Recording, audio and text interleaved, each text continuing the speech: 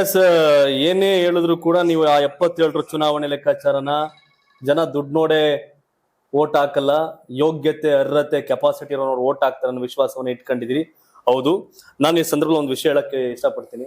56 ಇಂಚಿನ ಎದೆ ನರೇಂದ್ರ ಮೋದಿ ದೇಶದ ಪ್ರಧಾನಿ ಆಗಿದ್ದಾಗ ದೆಹಲಿ ವಿಧಾನಸಭೆ ಚುನಾವಣೆ 70ರಲ್ಲಿ 3 MLA BJP, 47 AAP, Congress 0. Sheila Dikshit 15 ವರ್ಷ ಸಿಎಂ ಆಗಿದ್ರು, ಕಾಂಗ್ರೆಸ್ ಪಾರ್ಟಿ 1 MLA ಇಲ್ಲ. ಹೌದು, ಜನ ತೀರ್ಮಾನ ಮಾಡಿದ್ರೆ ಯಾರನ್ನ ಎಲ್ಲಿಗೆ ಬೇಕಾದ್ರೂ ಕಳಿಸ್ತಾರೆ, ಜನ ಸ್ಟ್ರಾಂಗ್. ಬಟ್ ಆ ಮಟ್ಟಿಗಿನ ಹೋರಾಟವನ್ನ, ಕ್ರಾಂತಿಯನ್ನ, ವ್ಯವಸ್ಥೆಯನ್ನ ಸಜ್ಜುಗೊಳಿಸುವಂತ, ಕರ್ಕೊಂಡೋಗುವಂತ ಸಾಧ್ಯತೆ ಇದೆಯಾ ಇವತ್ತು ಅಂತ ಸಹಜವಾಗಿ ಮೂಡುವಂತ ಪ್ರಶ್ನೆ. ಅಸಹಜತೆಯನ್ನು ಸಹಜತೆ ಅಂತ ತರ್ತಕ್ಕಂಥದ್ದೇ ಹೋರಾಟ. ಯಥಾಸ್ಥಿತಿ ಮೇಂಟೈನ್ ಮಾಡ್ಕೊಂಡು ಹೋಗೋದು ಹೋರಾಟ ಅಲ್ಲ. ಆ ಸ್ಥಿತಿಯನ್ನ ಪರಿವರ್ತನೆ ಮಾಡ್ತಕ್ಕಂಥ, ಅದು ಕರ್ನಾಟಕದ ಮಣ್ಣಿನಲ್ಲಿದೆ. ಬಸವಣ್ಣವರು ಅದನ್ನು ಮಾಡಿದರು, ವಾಲ್ಮೀಕಿ ಅದನ್ನು ಮಾಡಿದರು, ಬಾಬಾ ಸಾಹೇಬ್ ಅಂಬೇಡ್ಕರ್ ಅದನ್ನು ಮಾಡಿದರು. ಸೊ ಇವತ್ತು ಯಾವ ವ್ಯವಸ್ಥೆ ಇದೆ ಆ ವ್ಯವಸ್ಥೆ ಸರಿಪಡಿಸ್ತಕ್ಕಂಥದಕ್ಕೆ ನಾವು ಪ್ರಯತ್ನ ಪಟ್ರೆ ಇನಿಷಿಯಲಿ ನಿಮಗೆ ಕಷ್ಟ ಆಗ್ಬೋದು. ತಿರ್ಗಾಡಕ್ ವಾಹನ ಸಿಗದೆ ಇರ್ಬೋದು, ಇರಕ್ ಜಾಗ ಸಿಗದೆ ಇರ್ಬೋದು.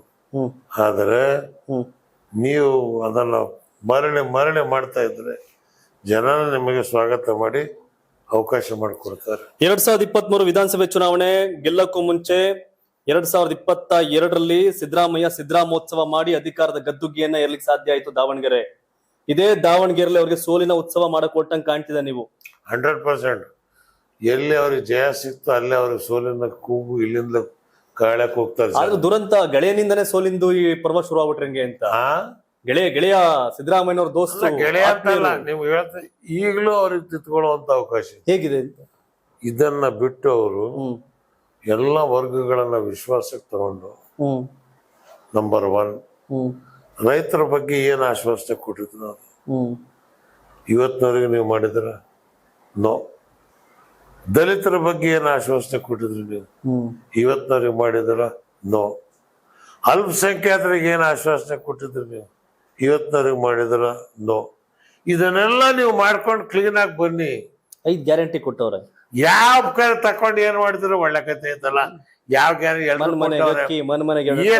ಯಾರು ಸರ್ಕಾರಿ ದುಡ್ಡು ಆದ್ರೂ ಯಾಕೆ ಆ ಗ್ಯಾರಂಟಿ ಕೊಟ್ರೆ ಯಾಕೆ ಕೆಲಸ ಬಂದ್ರು ಇವರು? ಆ ಗ್ಯಾರಂಟಿ ಯಾಕೆ ಹಾಕೋರೆ? ಗೊತ್ತಾಗತ್ತಲ್ಲ ಈಗ ಹೋಗ್ಲಿ. ಈಗ ಇವ್ರ ಗ್ಯಾರಂಟಿ ಪರಿಣಾಮ ಏನಾಗಿದೆ ಅಂತ ಗೊತ್ತಾಗತ್ತಲ್ಲ. ಆ ಗ್ಯಾರಂಟಿ ತಗೊಳೋದ್ರಲ್ಲಿ ಬಿಜೆಪಿ ಅವರು ಇದ್ದಾರೆ, ಎಲ್ರು ಅವ್ರೆ. ಅವರೇ ಹೆಣ್ಮಕ್ಳು ಹೇಳ್ತಾರ ಅವ್ರ ಅಪ್ಪನ ಕೊಟ್ಟವನ ಗೌರ್ಮೆಂಟ್. ಸಹಜವಾಗಿ ಅದು ಯಾವುದೇ ಸರ್ಕಾರ ಬರ್ಲಿ, ಅದು ಕಾಂಗ್ರೆಸ್ ಪಕ್ಷ ಅಧಿಕಾರಕ್ಕೆ ಬರ್ಬೋದೇನೋ. ಆ ಸರ್ಕಾರ ಕರ್ನಾಟಕ ಸರ್ಕಾರ, ನಾಟ್ ಕಾಂಗ್ರೆಸ್ ಕಾರ್ಯಕರ್ತರ. ಅದ್ ಯಾವುದೇ ಪಾರ್ಟಿ ಅಧಿಕಾರಕ್ಕೆ ಬಂದ್ರು ಕರ್ನಾಟಕ ಸರ್ಕಾರ ಅಂತ. ಸೊ ಅದಕ್ಕೆ ಇವರು ನಾವು ಪಂಚ್ ಗ್ಯಾರಂಟಿ ಕೊಟ್ರಿ ಓಟ್ ಕೊಡಿ ಅಂತ ಕೇಳೋದು ನಾಚಿಕೆಗೇಡಿ.